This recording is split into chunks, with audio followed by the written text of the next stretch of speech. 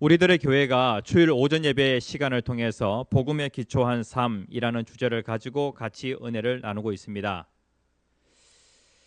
갈라디아서 11장 갈라디아서 6장 11절에서 18절까지 말씀이고요. 오늘 제목은 주보에 있는 바와 같이 예수의 흔적을 가졌는가라는 제목을 가지고 같이 은혜를 나누고자 합니다. 지난주께 그대로 올라온 것 같습니다. 여러분들 이번 주에 전유성 씨의 장례와 관련하여서 여러 소식들을 들으셨을 것입니다.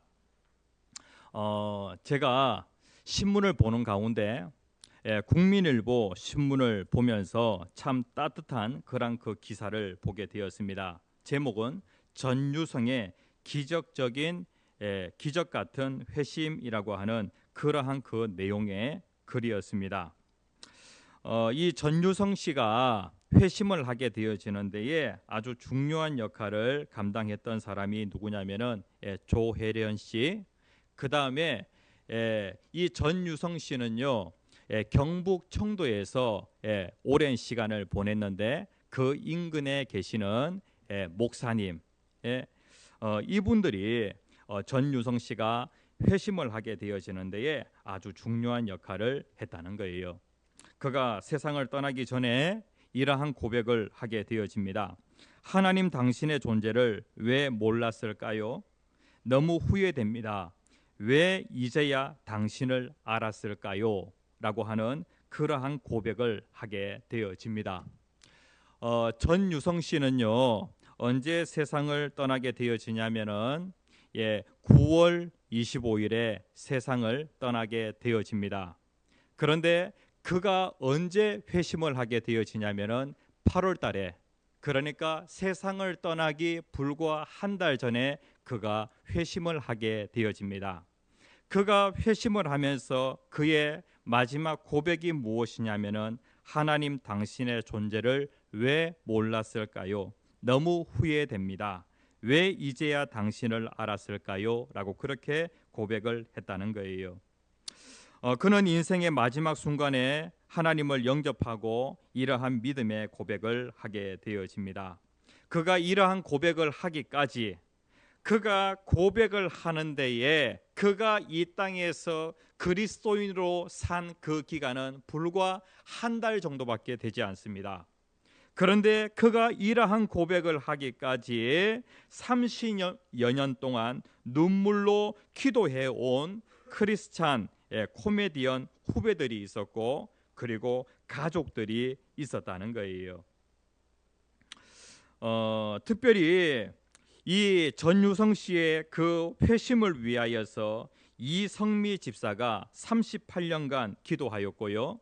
그리고 조혜련 집사가 옆에서 꾸준히 또 기도를 했고, 박미선 집사, 김지선 집사, 이러한 그 코미디언 후배들이 옆에서 끊임없이 기도하였다는 거예요.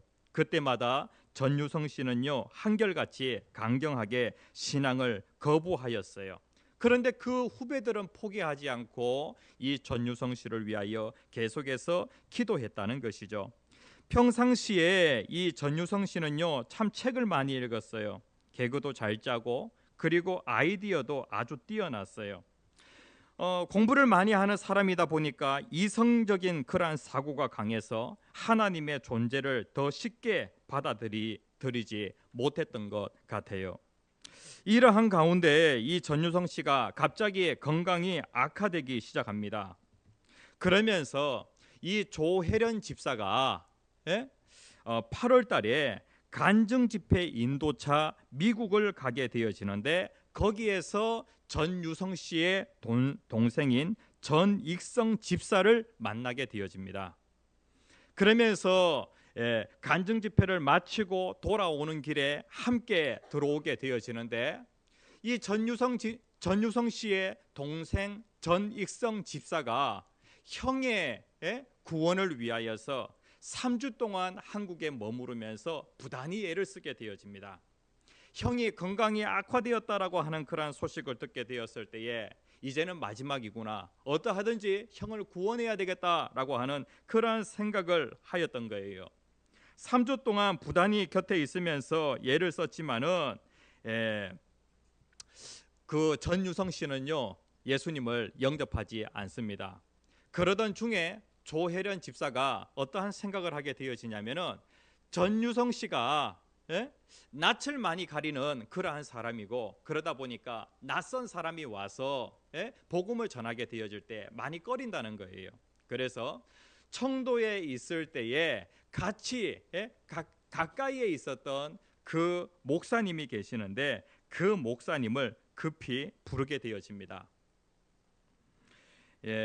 청도 신흥교회 김성황 목사님이 생각나서 조혜련 집사가 급하게 연락을 한 거예요.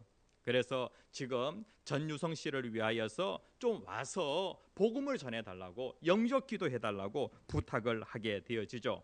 그렇게 해서 그 청도에 계신 그 목사님이 서둘러 병원에 와서 기도를 해주고 영접 기도를 하게 되어집니다. 마지막에 전유성 씨가 아멘이라고 그렇게 믿음으로 고백을 하게 되어지죠. 그 아멘이라고 그렇게 하게 되어질 때에 그 병원에 같이 있었던 사람들은 기뻐하게 되어지고, 그리고 그 이후로 이 전유성 씨는요, 계속해서 성경을 읽고, 그 다음에 또 이 성경, 듣는 성경 이것을 들으면서 그렇게 시간을 보냈다는 거예요. 놀라운 일이 계속되어지는데, 그를 방문하는 코미디언 그 후배들을 향하여서, 그 다음에 또 그 옆에 있는 작가를 위하여서 이 전유성 씨가 기도해 주게 되어지고, 그 다음에 이 전유성 씨의 딸 전재비 씨가 있는데, 이 딸을 위하여서 기도하기 시작합니다. 내가 너희를 위해서 하나님께 기도해도 되겠니? 라고 그렇게 하면서 기도를 해 주게 되어집니다. 그리고 마지막 세상을 떠나면서 하나님께 이러한 기도를 하게 되어지는데, 하나님 우리 딸 잘 부탁드립니다 라고 그렇게 하면서 세상을 떠났다는 거예요. 그러면서 그 딸 전재비 씨가 뭐라고 얘기하냐면은 나도 예수를 믿겠다고 그렇게 고백을 했다는 것이죠. 이러한 그 일이 있은 그 이후에 8월 20 맞습니까? 9월 25일 전유성 씨는 전북대학병원에서 세상을 떠나게 되어집니다. 그의 인생에 있어서 그가 76세에 세상을 떠나게 되어지는데, 그의 인생 마지막 그 한 달,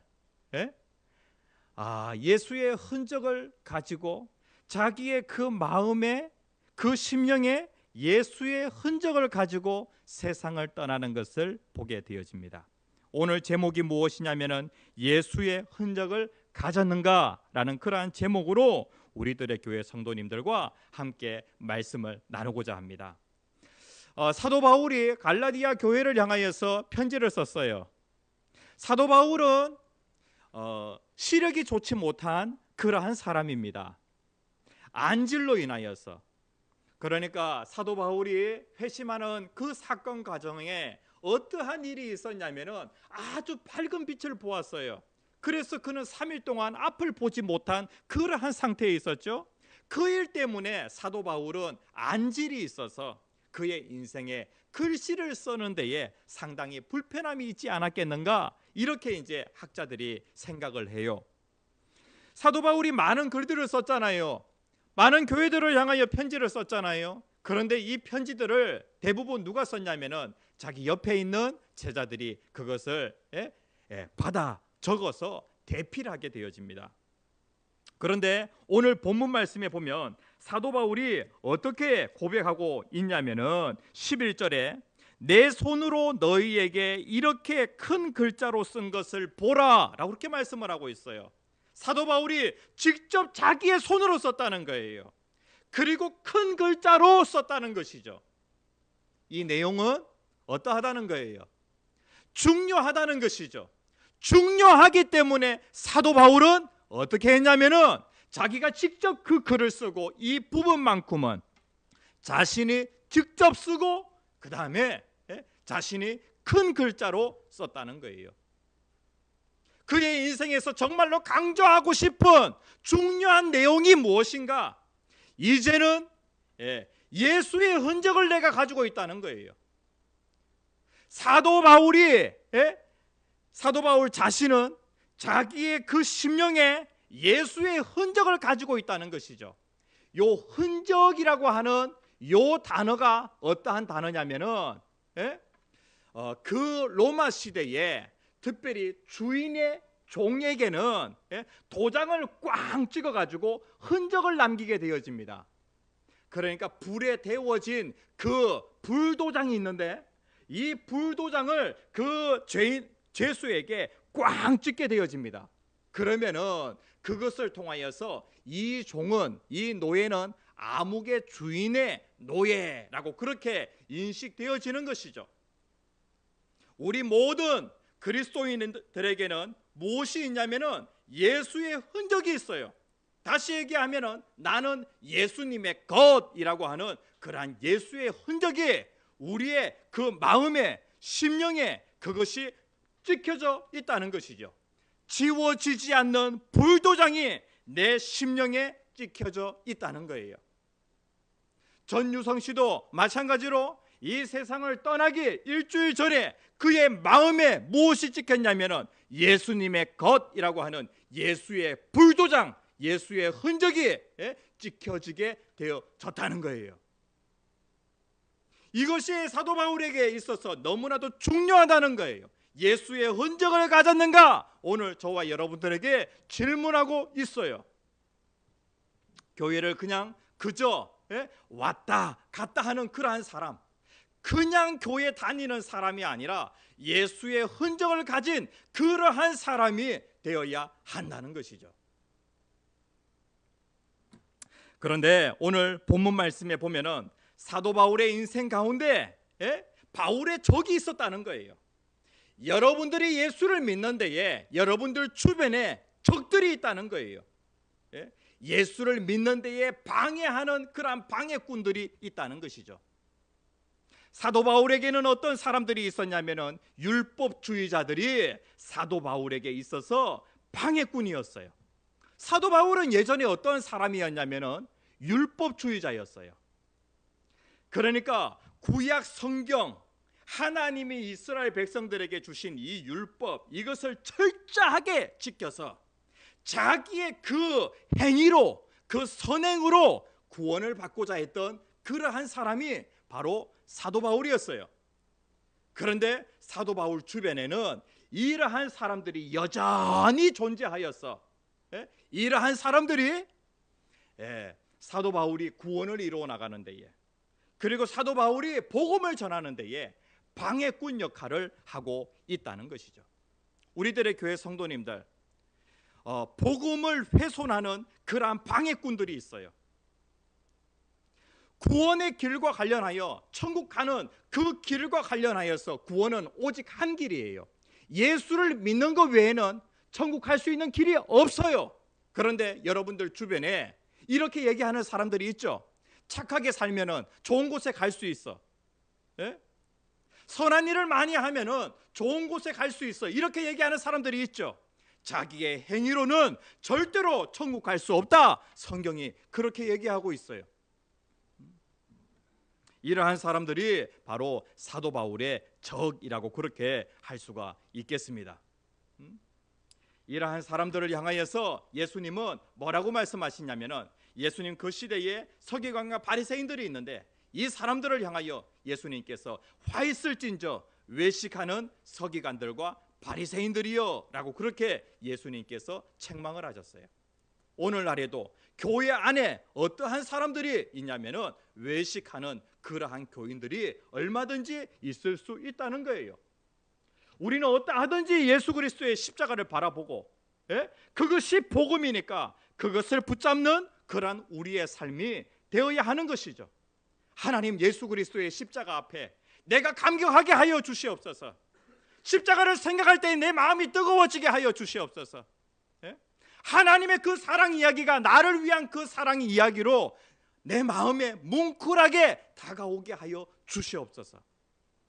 만약에 그러한 것들이 없고 내 가슴이 냉랭하다고 하면은 예수 그리스도의 십자가에 내 삶의 초점이 맞춰지게 하여 주시옵소서. 이렇게 기도할 수 있는 저와 여러분들이 되었으면 좋겠어요.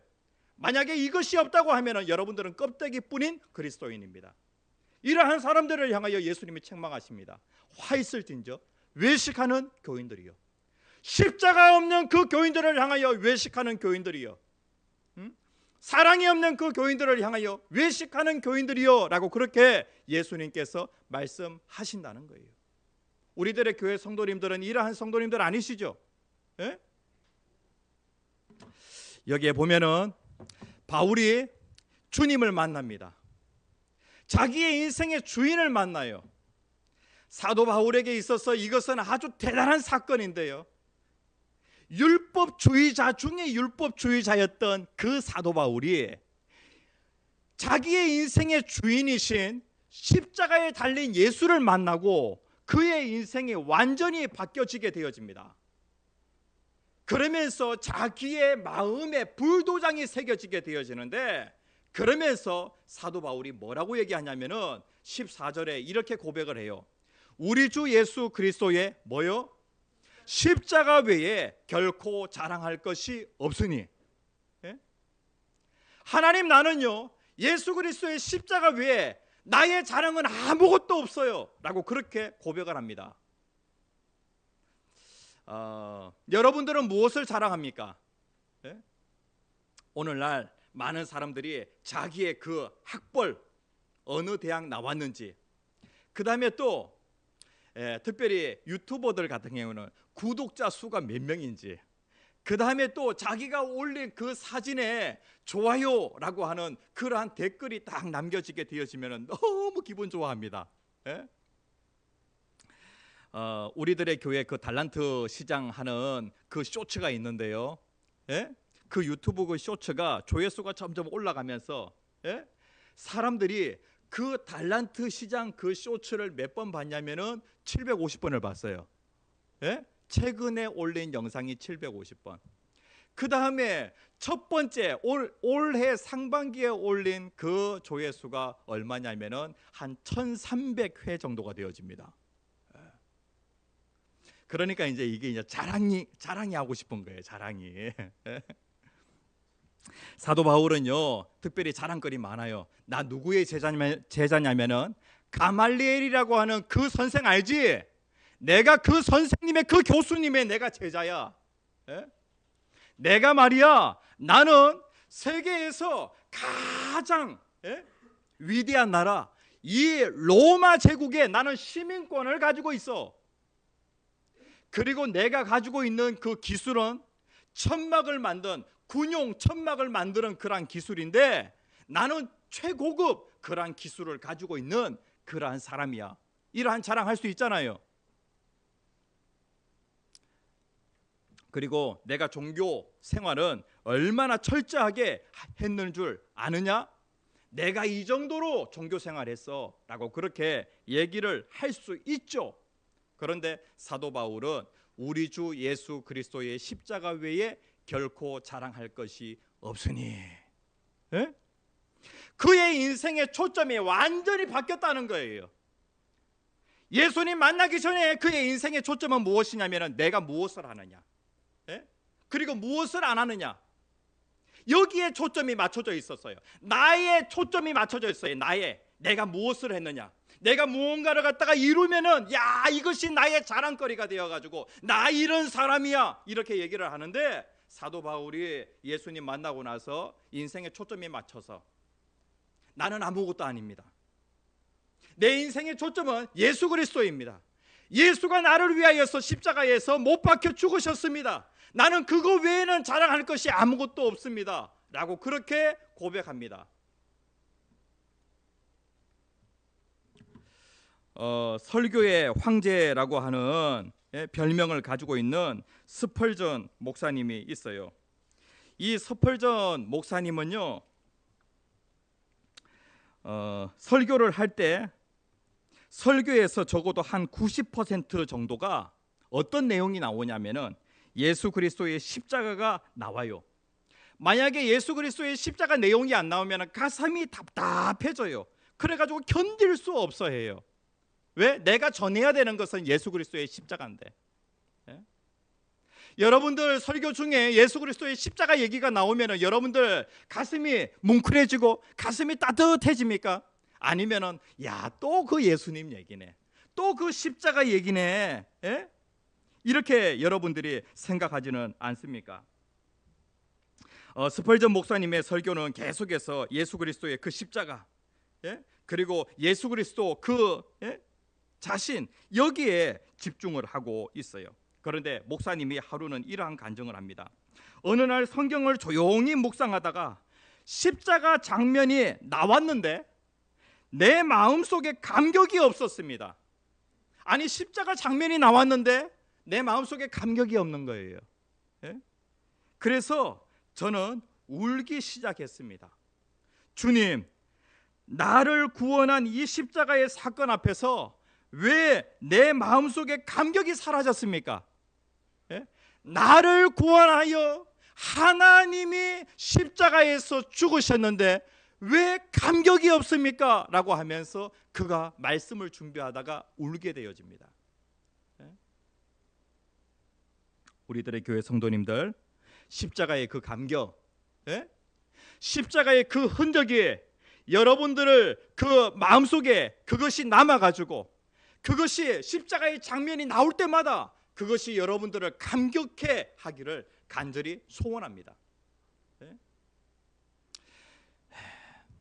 14절에 보면 우리 주 예수 그리스도의 십자가 위에 결코 자랑할 것이 없으니 라고 그렇게 말씀을 하고 있어요. 그러면서 14절 하반절 말씀에 보면은 그리스도로 말미암아 세상이 나를 대하여 십자가에 못 박히고 내가 또한 세상에 대하여 그러하니라 라고 그렇게 말씀을 하고 있어요. 내가 세상에 대하여 십자가에 못 박히고 세상이 또한 나에 대하여 그러하니라 라고 그렇게 말씀을 하고 있어요.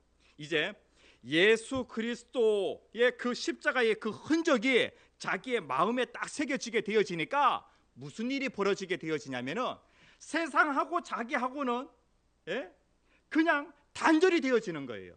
자연스럽게. 세상, 예수 믿기 전에 좋아했던 것 있잖아요.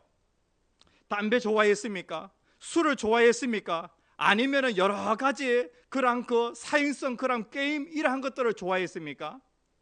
그런데 야, 내가 이러한 것들을 끊어야지 각오하고 결단하지만 잘 안 끊어져요.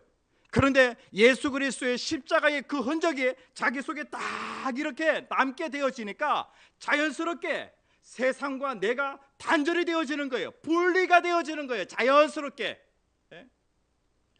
교회 다니는 사람은 담배를 펴도 됩니까? 피면 안 됩니까?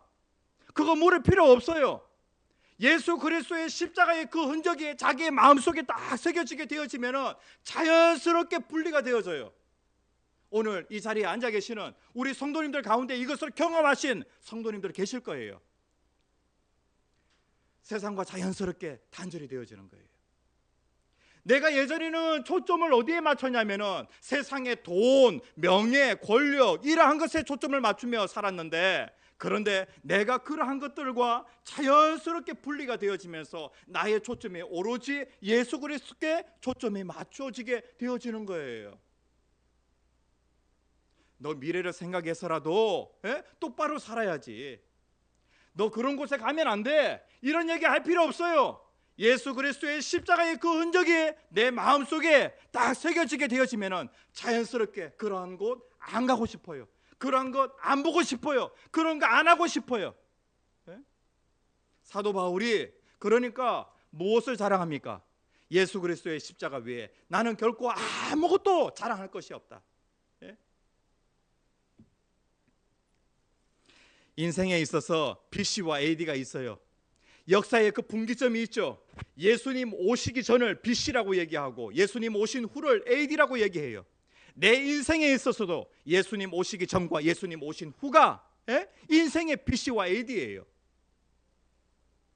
사도 바울에게 있어서 예수님 만난 그때부터 진짜 바울의 인생이 시작이 되어지고 그의 인생이 정말로 가치 있는 인생이 되어집니다.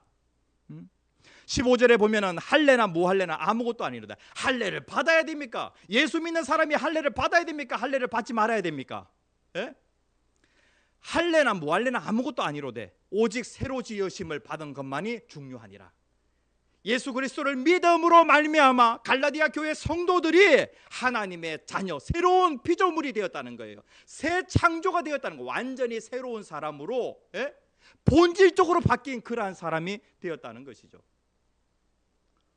고린도후서 5장 17절에 있는 말씀 같이 한번 읽어봅시다. 시작. 그런즉 누구든지 그리스도 안에 있으면 새로운 피조물이라. 이전 것은 지나갔으니 보라 새 것이 되었도다. 예수님을 내 마음속에 모시잖아요.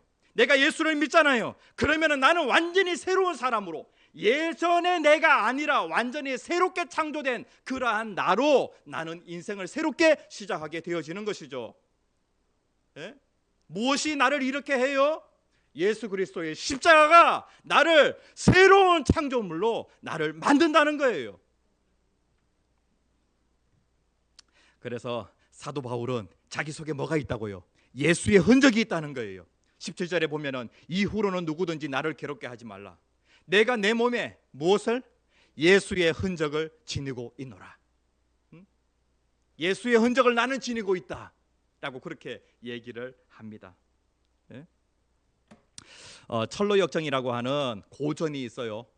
그 책에 보면은 기독교인 크리스찬이라고 하는 순례자가 있는데, 그 순례자가 허영의 시장이라고 하는 그 시장, 그러니까 그 시장에는 어떤 것들이 있냐면은 사람들이 좋아할 만한, 예? 그러한 것들이 그 시장에서 막 이렇게 거래가 되어지고 있어요. 세상 사람들이 쾌락 좋아하잖아요. 돈 좋아하잖아요. 명예 좋아하잖아요. 이러한 것들이 허영의 시장에 딱 이렇게 가판대에 진열이 되어 가지고 그것이 팔려지고 있어요. 그런데 이 크리스찬이라고 하는 이 순례자와 그 다음에 허영의 시장에 들어가기 전에 만난 신실이라고 하는 친구가 있는데, 이 두 사람이 허영의 시장에 딱 들어갔어요. 그런데 이 신실이라고 하는 이 사람은 예수의 흔적을 가지고 있는 이 사람이에요. 야, 하남에 있는 스타필드에 갔는데 신상이 눈에 안 들어오는 거예요, 이게. 야, 이러니까 저 사람 뭐지? 그러니까 허영의 시장에 있는 그 사람들이 누구를 미워하냐면은 나랑 초점이 다른 그 신실을 미워하는 거예요. 그래서 이 신실을 거짓으로 모함해 가지고 결국에는 재판을 받도록 그렇게 합니다. 그래서 억울하게 신실이 그 허영의 시장에서 거짓 모함으로 인하여 거기서 순교를 당하게 되어지죠. 그런데 마지막에 이 신실이라고 하는 이 사람이 뭐라고 얘기하냐면은, 나는 나의 상처와 흔적, 나에게는 나의 상처, 나의 흔적이 있다는 거예요. 주님을 사랑한 증거로서 나에게 상급을 주실 그분 앞으로 가지고 가겠습니다.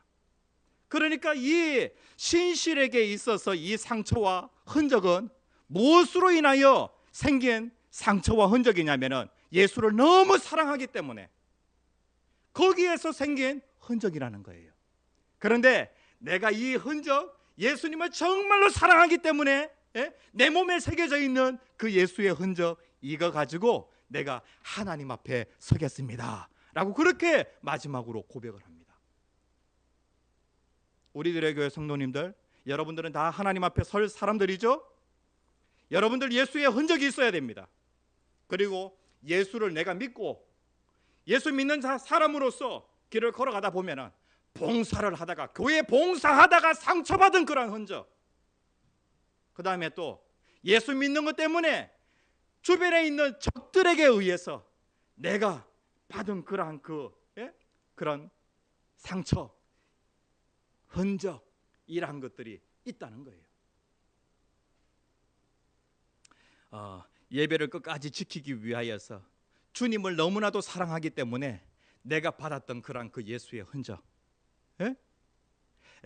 단소로 뺨을 한 10대를 맞은 그런 그 흔적, 이거 예수님을 내가 너무나도 사랑하기 때문에 내가 내 몸에 남겨져 있는 예수의 흔적이죠. 그리고 군대에서 기합을 받는데 2시간 동안 기합을 받았던 그러한 그 흔적, 이것 또한 마찬가지로 내가 예수님을 너무나도 사랑하기 때문에 내 몸에 지니고 있는 예수의 흔적이죠. 내가 하나님 앞에 갈 때에 내가 이거 가지고 간다는 거예요. 우리들의 교회 성도님들 이러한 흔적이 있습니까? 예수의 흔적이 있습니까? 나는 어떤 흔적을 남기고 있는가? 주님 앞에 갔을 때에 이 흔적, 상처가 아니라 이 세상에서 받은 그러한 상처, 이러한 상처가 아니라 그러한 그 사랑의 흔적, 그 다음에 자랑이 아니라 십자가의 그러한 흔적, 그 다음에 나를 드러내는 그러한 흔적이 아니라 예수를 드러내는 그러한 흔적, 이러한 흔적이 있습니까? 이러한 흔적을 가지고 주님 앞에 서서 주님, 이것이 바로 예수의 흔적입니다. 이것이 바로 십자가의 흔적입니다. 이것이 바로 예수를 드러내는 그러한 흔적입니다. 이렇게 고백할 수 있는 저와 여러분들 되어지기를 간절히 소원합니다.